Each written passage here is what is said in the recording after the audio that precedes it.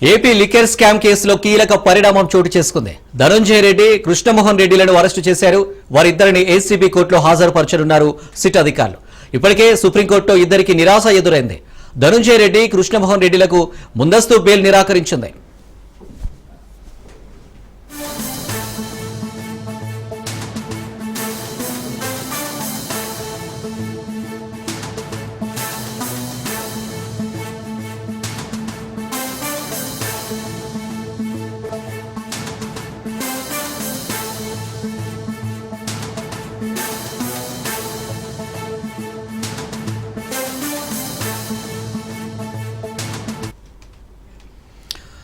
AP liquor scam కేసులో కీలక పరిణామం చోటు చేసుకుంది. ధనంజయ రెడ్డి, కృష్ణమోహన్ రెడ్డిలను అరెస్టు చేశారు. వారిద్దరిని ఏసీబీ కోర్టులో హాజరుపరచనున్నారు సిట్ అధికారులు.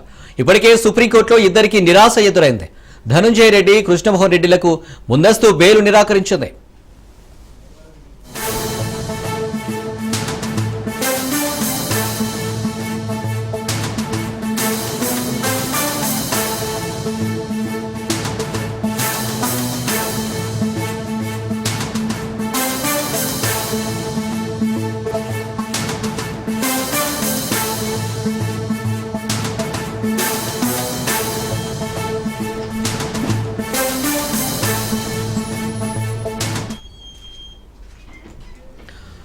ఏపీ లిక్కర్ స్కామ్ కేసులో కీలక పరిణామం చోటు చేసుకుంది. ధనంజయ రెడ్డి, కృష్ణమోహన్ రెడ్డిలను అరెస్టు చేశారు. వారిద్దరిని ఏసీబీ కోర్టులో హాజరుపరచనున్నారు సిట్ అధికారులు. ఇప్పటికే సుప్రీంకోర్టులో ఇద్దరికి నిరాశ ఎదురైంది. ధనంజయ రెడ్డి, కృష్ణమోహన్ రెడ్డిలకు ముందస్తు బెయిల్ నిరాకరించింది.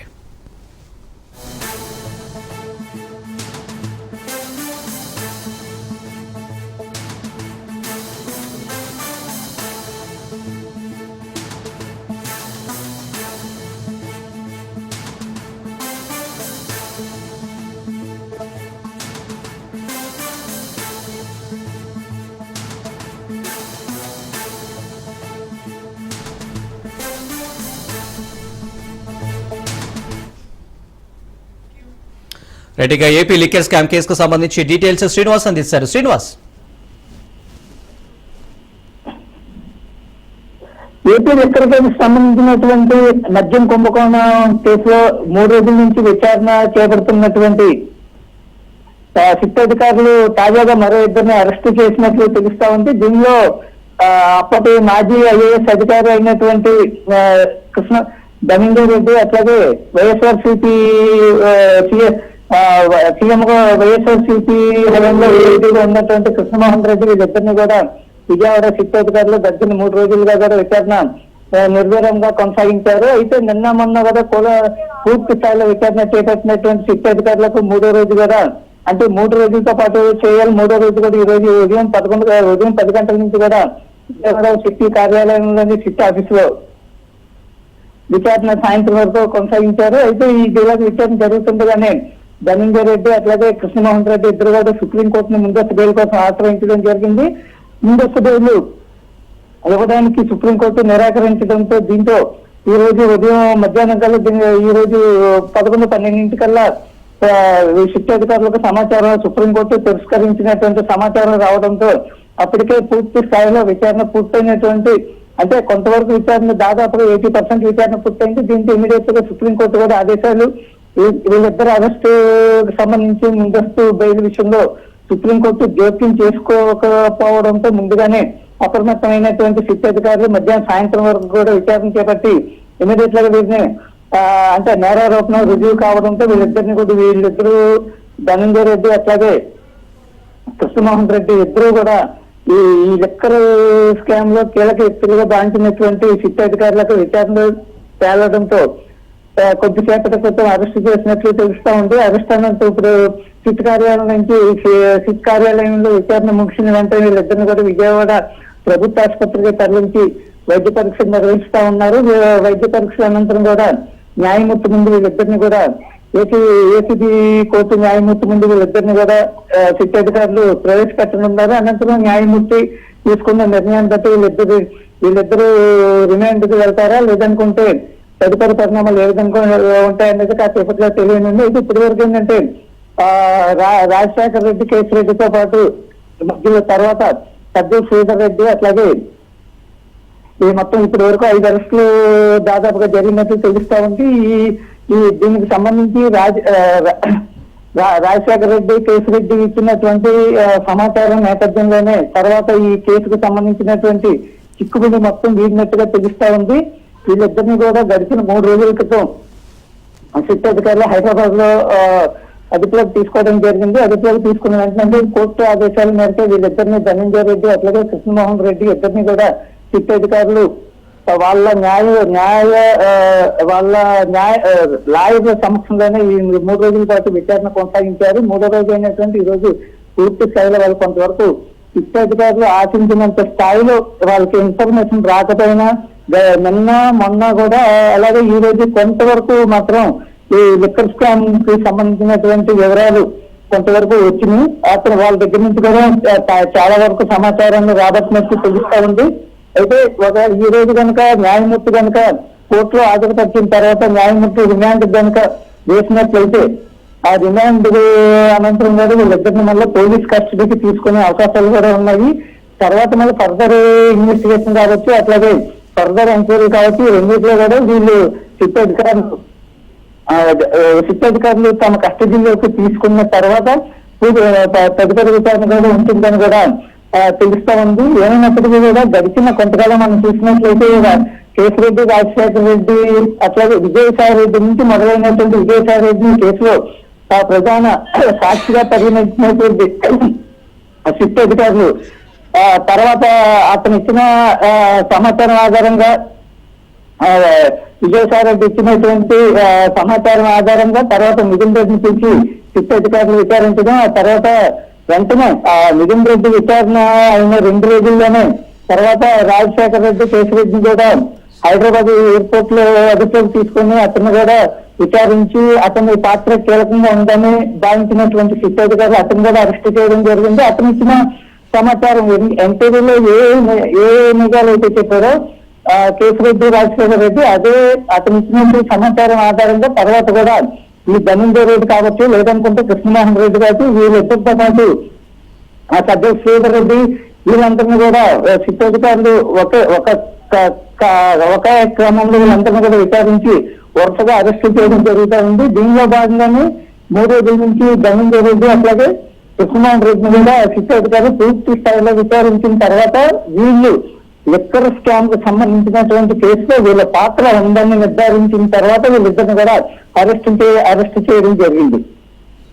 శ్రీనివాస్ చూసుకోసం సిట్ అధికారులు ఒకవేళ ఏసీబీ కోర్టులో వీరిద్దరిని హాజరుపరిస్తే ఎలాంటి విషయాలు రాబట్టే అవకాశం ఉంటుంది?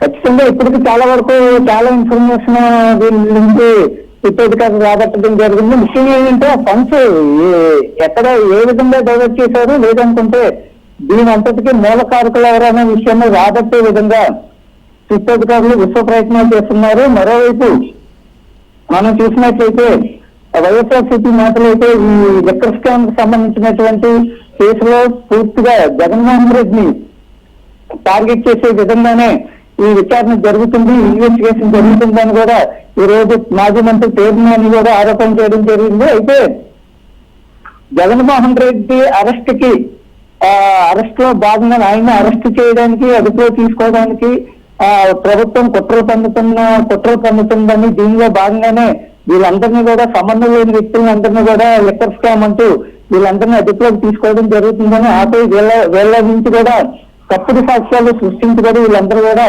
సృష్టించినది సిట్ అధికారులు వీళ్ళందరూ కూడా వీళ్ళందరినీ కూడా అదుపులోకి తీసుకుని విచారించడం, అట్లాగే వాళ్ళ దగ్గర నుంచి బలవంతంగా వాళ్ళని విచారణ పేరుతో బలవంతంగా వాళ్ళ దగ్గర నుంచి ఆధారాలు సేకరించడం, వాళ్ళ దగ్గర నుంచి సంబంధం లేని విషయాలను సేకరించడం వంటి విధానాలకు సిట్ అధికారులు తెరలేస్తున్నారంటూ కూడా వైఎస్ఆర్సీపీ నేతలు ముఖ్యంగా ఏంటంటే ఈరోజు పేరుని మీడియా సమావేశంలో చెప్పడం జరిగింది. ఇవన్నీ చూస్తుంటే జగన్మోహన్ రెడ్డిని టార్గెట్ చేస్తుంటే గతంలో సీఎం గా ఉన్నటువంటి చంద్రబాబు నాయుడిని సంబంధం లేనటువంటి ఒక కేసులో అంటే ఫైబర్ ఒక కేసుకి సంబంధించి కూడా సీఎం చంద్రబాబు నాయుడిని 53 రోజులు జైల్లో అన్యాయంగా జైల్లో పెట్టారని ఆ 53 రోజులు చంద్రబాబు జైల్లో ఉన్న నేపథ్యంలో కనీసం 2 రోజులైనా అందుకు ఎక్కువగా జగన్మోహన్ రెడ్డిని జైల్లో పెట్టేందుకు కూడా కూటమి ప్రభుత్వం ఇప్పటికే పథకం రచించిందని దీనిలో భాగంగానే జగన్మోహన్ రెడ్డి టార్గెట్ గా ఈ లిక్కర్ స్కామ్ అనేది బయటకు తీసుకురావడం జరిగిందని, దీంతో జగన్మోహన్ రెడ్డికి ఏ విధమైన సంబంధం లేదని కూడా వైఎస్ఆర్సీపీ నేతలు కొట్టివేయడం జరిగింది.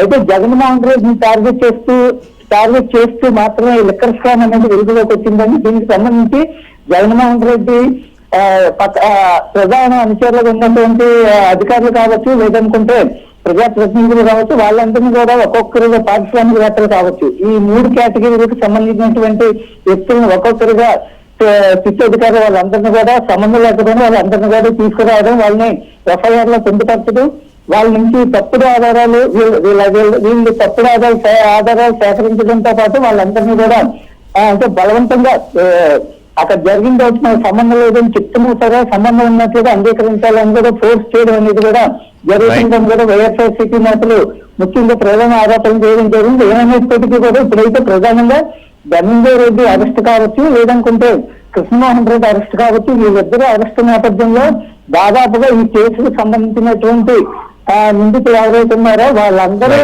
కీలక నిందితులు ఎవరైతే ఉన్నారో వాళ్ళందరిలో ముఖ్యమైన వాళ్ళు వీళ్ళిద్దరూ కూడా చిత్తూరు భావిస్తారన్నారు. Right Srinivas, thank you. Welcome back. విజయవాడలో కూటమి ప్రభుత్వం ఆధ్వర్యంలో తిరంగ యాత్ర నిర్వహించారు. టీడీపీ, జనసేన, బీజేపీ ఆధ్వర్యంలో నిర్వహించిన తిరంగ యాత్రలో CM Chandrababu, deputy CM Pawan, Rajahmundry MP, AP BJP అధ్యక్షురాలు పురంధేశ్వరి పాల్గొన్నారు. ఈ యాత్ర ఇందిరాగాంధీ మున్సిపల్ స్టేడియం నుంచి బెంజ్ సర్కిల్ వరకు సాగింది. ఆపరేషన్ సింధూర్ సక్సెస్ అయిన సందర్భంగా బీజేపీ చేపట్టిన దేశవ్యాప్త తిరంగ యాత్రలో భాగంగా ఏపీలో భారీ యాత్ర ఘనంగా నిర్వహించారు. సుమారు 5,000 మంది పాల్గొన్న ఈ యాత్రలో జాతీయ జెండాలు చేపట్టి దేశభక్తి నినాదాలిస్తూ భారత సైనికులకు మద్దతు తెలిపారు. పరాక్రమాన్ని కీర్తిస్తూ 175 నియోజకవర్గాల్లో 16, 17, 18 తేదీల్లో తిరంగా యాత్ర పేరుతో ఒక పెద్ద కార్యక్రమానికి ప్రజలే శ్రీకారం చుట్టారు. ఈ రోజు ఇక్కడ ఎన్డీఏ నాయకులుగానే మేమందరం నిమిత్త మాత్రం ఇది ప్రజా ఉద్యమం అని చెప్పి కూడా నేను మీకు తెలియజేస్తున్నాను. అందులో భాగంగా విజయవాడలో తిరంగా ర్యాలీ మనం అందరం నిర్వహించుకున్నాం. ఉగ్రవాదంపై పోరులో మన రక్షణ దళాల పోరాటానికి సెల్యూట్ చేస్తున్నాను. అందరూ కూడా గర్వించదగ్గ సైనిక దళాలు మనకు ఉండడం మన దేశానికి ఒక గర్వ కారణం. దీన్ని మనందరం అభినందించాల్సిన అవసరం ఉంది. జాతీయ జెండా చూడగానే అత్యంతమైన ఉత్సాహం, ఉద్వేగం, దేశభక్తి మనందరిలో వస్తా ఉందంటే ఆ జాతీయ జెండా రూపాన్ని రూపొందించినటువంటి వ్యక్తి పింగళి వెంకయ్య ఈ ప్రాంతం వాడేనని చెప్పి మరొకసారి గుర్తిస్తున్నా. అలాంటి జెండా చూస్తే దేశ పౌరులే కాదు ప్రపంచం మొత్తం ఒక ప్రత్యేక గుర్తింపు ఉండే ఏకైక జెండా భారతీయ జెండా అని చెప్పి నేను మీకు తెలియజేస్తున్నా. మనందరం ఇక్కడ సమావేశమైంది. పహల్గాం అనంగానే మనలో రోషం వస్తుంది, కోపం వస్తుంది, ఉద్వేగం వస్తుంది. ఖబర్దార్ జాగ్రత్తగా ఉండమని హెచ్చరించే పరిస్థితి వస్తుంది. భారత దళాల పరాక్రమాన్ని ఒక సమర్థవంతమైనటువంటి నాయకత్వం, ఒక దృఢమైనటువంటి నాయకత్వం దేశానికి లభించిన తర్వాత దేశ ఆంతరంగిక భద్రతతోటి అదేవిధంగా దేశ సార్వభౌమత్యంతో చెలగాటమాడాలి అని చెప్పి చూసినట్లయితే దానికి ధీటైనట్టు జవాబు మనం అందరం కూడా ఈ మధ్య కాలంలోనే చూశాము. ఏప్రిల్ 22 26 అమాయకులైనటువంటి భారత పౌరుల్ని పొరుగు దేశం నుండి వచ్చినటువంటి ఉగ్రవాదులు పొట్టన పెట్టుకున్నప్పుడు మా ప్రజలతోటి వారి ప్రాణాలతోటి చెలగాట పాడినట్లయితే ఇదే మా జవాబు అంటూ పొరుగు దేశంలో ఉన్నటువంటి ఉగ్ర స్థావరాల్ని ధ్వంసం చేసి ఆ తర్వాత పాక్ మన పౌరుల మీద దాడి చేసినప్పుడు వారి డిఫెన్స్ స్థావరాలు ఏదైతే ఉన్నాయో వాటిని ధ్వంసం చేస్తూ సరిహద్దుల్లో వారి ప్రాణాల్ని సైతం లెక్క చేయకుండా భారత రక్షణకి అదేవిధంగా భారతదేశ పౌరుల యొక్క ప్రాణాలకి రక్షణ వలయం సైనికులకి అదేవిధంగా ప్రధాని నరేంద్ర మోడీ గారికి ఈరోజు సంఘీభావం తెలుపుతూ దేశవ్యాప్తంగా కూడా తిరంగా యాత్రలు తీయడం జరుగుతున్నది. కూటమి ఏదైతే ఉందో మేము సైనికులకి సంఘీభావం తెలపాలి. అందులోనూ మన రాష్ట్రానికి చెందినటువంటి ముద్దుబిడ్డ మురళి రాష్ట్ర దేశ విభజన జరిగినప్పటి నుంచి 1947 దేశ విభజన జరిగినప్పటి నుంచి ఎప్పుడు మనం ప్రశాంతత చూడాలి. అడ్డగోలుగా లక్షలాదిని నరికేసేటప్పుడు పాకిస్తాన్ విభజనప్పుడు ఆ రోజు నుంచి ఈ రోజు దాకా ఏదో ఒక సందర్భంలో వాళ్ళ దేశాన్ని పాకిస్తాన్ని వాళ్ళు ఏలుకోలేక బలపడుతున్న మన దేశం, అభివృద్ధి చెందుతున్న మన దేశం ఎలాగైనా సరే దీన్ని వెనక్కి నెట్టాలి, అభివృద్ధిని ఆపాలి అనే ప్రయత్నాలు పాకిస్తానీ కొన్ని దశాబ్దాలుగా చూస్తున్నాం. కోయంబత్తూరులో బాంబు పేలుళ్లు కానీ, అలాగే గోకుల్చాట్ పేలుళ్లు కావచ్చు, లుంబిని పార్క్ పేలుళ్లు కావచ్చు, జామా మస్జిద్ పేలుళ్లు కావచ్చు, వీటన్నిటికీ వెనక పాకిస్తాన్ హస్తం ఉంది. మనం చేయగలిగేది సైనికులకి మేము అండగా ఉన్నాం, మేము ధైర్యం చెప్పడం, అలాగే స్థానికంగా మనకి భారతదేశం లోపల ఎవరైనా సరే సూడో సెక్యులరిస్టులు ఎవరైనా సరే సెక్యులరిజం పేరు మీద సూడో సెక్యులరిస్ట్ వాదులు ఇది భారతదేశ ఆర్మీని గాని డిఫెన్స్ ఫోర్సెస్ ని గాని బలహీనపరిచే విధంగా, కించపరిచే విధంగా అలాంటి వ్యాఖ్యలు చేస్తే మటుకు మనందరి కర్తవ్యం వాళ్ళకి బలమైన జవాబు చెప్పడం. వాళ్ళు ఏ స్థాయి వ్యక్తులైనా కావచ్చు. ఇది మనందరం చాలా బలంగా నిర్ణయం తీసుకోవాలి, నిలబడాలి మన వాళ్ళ కోసం. అలాగే మురళీ నాయక్ 23 ఏళ్ల కుర్రవాడు దేశం కోసం సినిమాలు చూడలా, సినిమాలు చండిని చెప్పలా, భారత్ మాతాకి జై చెప్పాడు. ఎప్పుడైతే భారత్ మాతను ప్రేమిస్తారో వాళ్ళు నిజమైన దేశ పౌరులు. మొన్న టీవీ ఇంటర్వ్యూలో కూడా చెప్పా, సెలబ్రిటీస్ ఎవరు మాట్లాడలేదు, హీరోలు ఎవరు మాట్లాడలేదు, బాలీవుడ్ హీరోస్ ఎవరు మాట్లాడలేదు అంటే వాళ్ళెవరు కూడా దేశాన్ని నడిపే వ్యక్తులు కాదు. They are mere entertainers, they are good performers. అంతకు మించి సెలబ్రిటీస్ గురించి దేశభక్తిని ఆశించకండి. దేశభక్తి ఇక్కడ ఉంది. ఒక మురళీ నాయక్ లాంటి వాడు 23 ఏళ్ల కుర్రవాడు పోతే సైనికుడిగా పోవాలి, దేశాన్ని కాపాడుతూ పోవాలి. అలాంటి మురళికి మనం ఏం చెప్పగలం? తల్లిదండ్రులకి ఏం చెప్పగలం?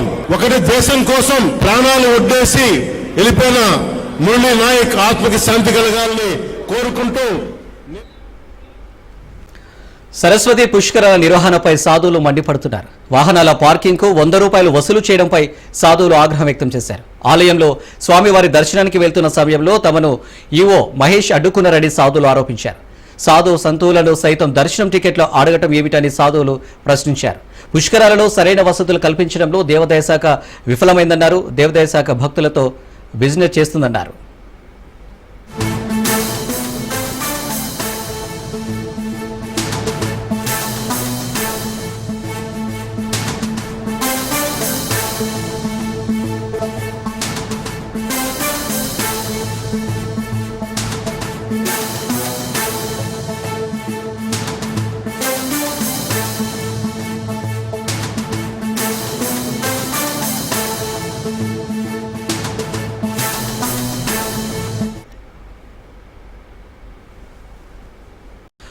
కాళేశ్వరం సరస్వతి పుష్కరాల ఏర్పాట్లపై బీజేపీ నేతలు ఆగ్రహం వ్యక్తం చేశారు. సొంత పార్టీ ఎంపీ కూడా కనీసం ప్రోటోకాల్ పాటించడం లేదని బీజేపీ నేతలు విమర్శించారు. ప్రభుత్వం 35 కోట్లను కేటాయించి కనీసం 3 కోట్ల పనులు కూడా జరగలేదని బీజేపీ నాయకురాలు కీర్తిరెడ్డి ఆరోపించారు. నాసిరకం పనులే చేశారని అన్నారు. సీఎం రేవంత్ రెడ్డి మంత్రుల ఫ్లెక్సీల కోసమే నిధులు ఖర్చు చేస్తున్నారని మండిపడ్డారు. ప్రజలకు అందుబాటులో ఉండాలని ఈవో మహేష్ ను బీజేపీ నేతలు కోరారు.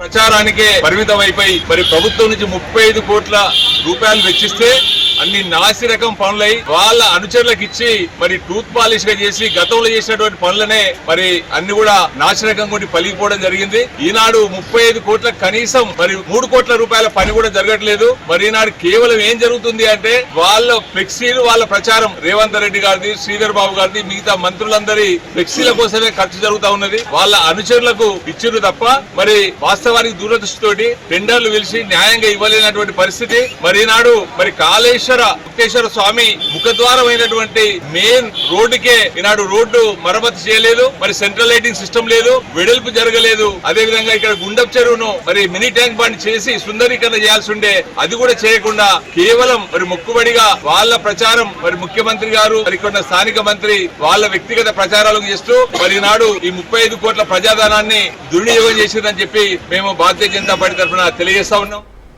సింగరేణిలో మారుపేర్ల విజిలెన్స్ పెండింగ్ కేసులను సత్వరమే పరిష్కరించాలని సీఎం రేవంత్ ను సింగరేణి డిపెండెంట్ ఉద్యోగులు కోరారు.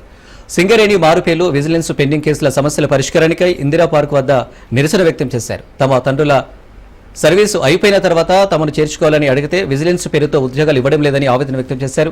ఇండిపెండెంట్ ఉద్యోగస్తులు 1200 మంది అప్లై చేసుకోగా ఇప్పటివరకు ఎలాంటి చర్యలు తీసుకోకుండా కమిటీల పేరుతో కాలయాపన చేస్తున్నారని మండిపడ్డారు. ఇకనైనా రాష్ట్ర ప్రభుత్వం చొరవ తీసుకుని డిపెండింగ్ ఉద్యోగస్తులకు ఉద్యోగాలు కల్పించాలని కోరారు. లేదంటే పెద్ద ఎత్తున ఆందోళనలు చేపడతామని హెచ్చరించారు.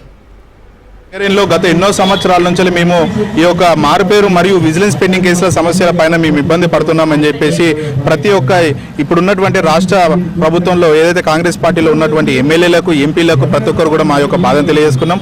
అలాగే ఏదైతే మా సంస్థ సిఎండి బలరాం సార్ గారి దగ్గరికి కూడా వెళ్ళి, సార్ మేము ఈ విధంగా బాధపడుతున్నాం, ఒకనాడు మా తండ్రులు చేసినటువంటి పనినే మేము ఈరోజు అడుగుతున్నాము. ఆ రోజు బాయిలకు దిగి ఎవరు కూడా పని చేయనటువంటి రోజులల్లా వీళ్ళు మాత్రమే దిగి ఆ రోజు మీరు ఎంతో కూలీ ఇస్తానంటే 20 రూపాయల చొప్పున 30 రూపాయల చొప్పున అని ఆ రోజు భయపడి, లోపల చావుకు భయపడి, ఆ ఒక చీకటికి భయపడి ఎవరు కూడా పని చేయని రోజులల్లా మీరు మాత్రమే ఆ రోజు వీళ్ళు లోపలికి వెళ్ళి చచ్చిపోయినా పర్వాలేదని చెప్పేసి, ఎందుకంటే సంబంధించిన ఊర్లలోకి వెళ్ళి వచ్చి ఆ ఇంటి పేరు అడిగితే ఆ ఇంటి పేరు వాళ్ళు ఇక్కడ లేరని చెప్పేసి చెప్పినటువంటి గొప్ప ఘనత ఈరోజు సింగరేణి సంస్థగా ఈరోజు మీరు తెలియజేసుకుంటున్నారు. సార్ దయచేసి ఆ రోజు మీరు ఆ విధంగానే మా తల్లిదండ్రులను ఏదైతే మా తండ్రి లోపలికి వెళ్తే బతుకుతోడో బతుకోడో అన్న రోజున ఇంటి పేరు మార్చిందే మీరు, మళ్ళీ ఈ రోజు అదే ఇంటి పేరుతో ఆయన 30 సంవత్సరాలు ఏదైతే పాస్పోర్ట్ పెట్టుకుని అక్కడికి వస్తే ఆధార్ కార్డు ఈ రోజులలో వచ్చింది.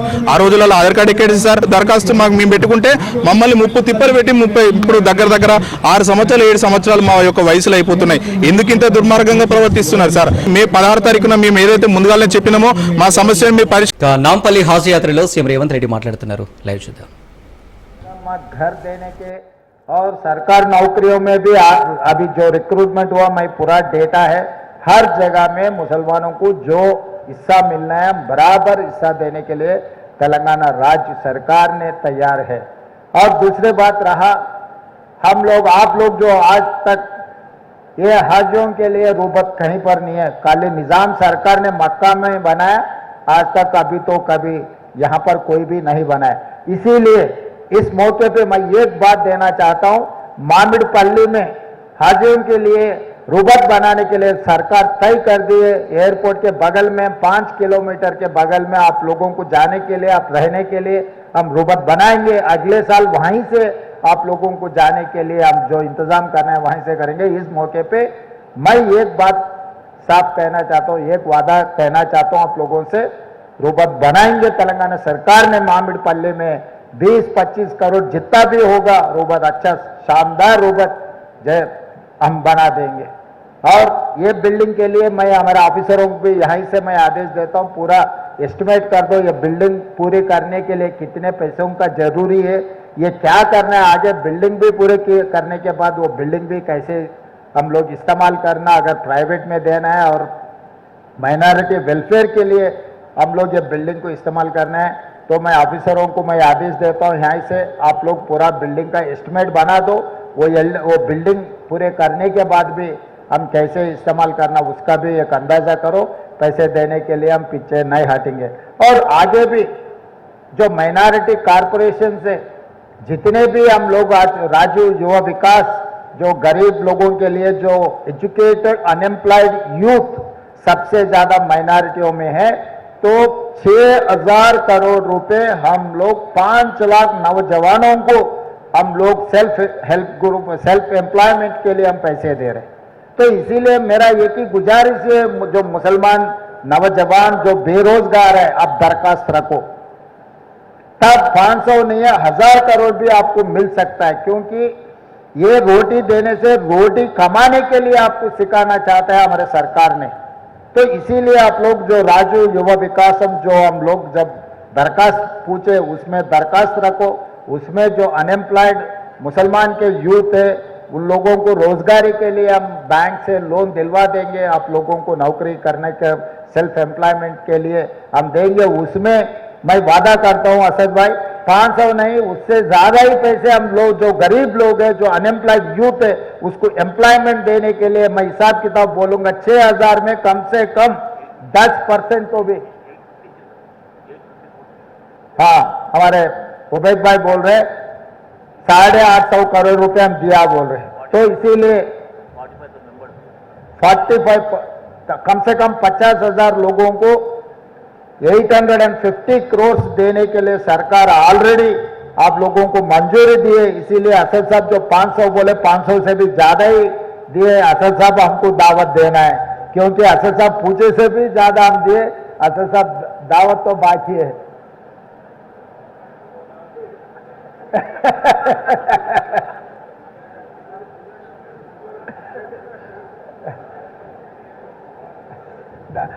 दावत तो असद साहब से लूंगा। उबैद भाई तो मेरा घर का आदमी है, वो तो घर में हम आपस में खाना मिलके खा लिए तो दावत नहीं बनेगा। वो दोस्त है, दोस्त से मैं दावत लेना चाहता हूं कि हम लोग तेलंगाना सरकार ने आप लोगों का मदद करने के लिए तेलंगाना में जितने भी माइनॉरिटी लोग हैं उनके welfare and development, education and employment में जितना